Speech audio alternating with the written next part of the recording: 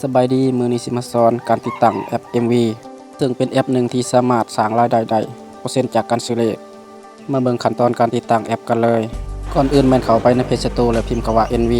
แล้วมันจะปรากฏขึ้นมาแล้วเราก็ติดตั้งคือแอปทั่วๆไป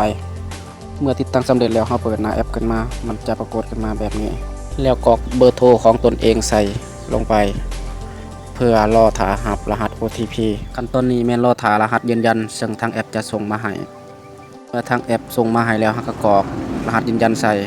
แล้วจะไปหน้าถัดไปถือว่าขั้นตอนนี้แม่นการลงทะเบียนสำเร็จเราจะได้เงินรางวัล 50,000 กีบเพื่อนำไปซื้อเลขได้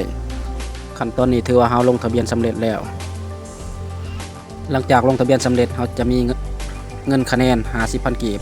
สามารถนำไปซื้อเลขได้นอกจากนั้นแล้วยังสามารถหมุนวงล้อได้อีก1 ครั้งเพื่อลุ้นรับรางวัลจากการหมุนวงล้อ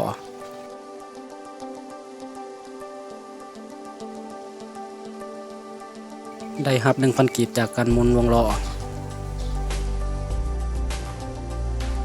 เราจะได้คะแนนเพิ่ม 1,000 กีบพอดีเป็น51 คะแนนสามารถนำไปซื้อเลขได้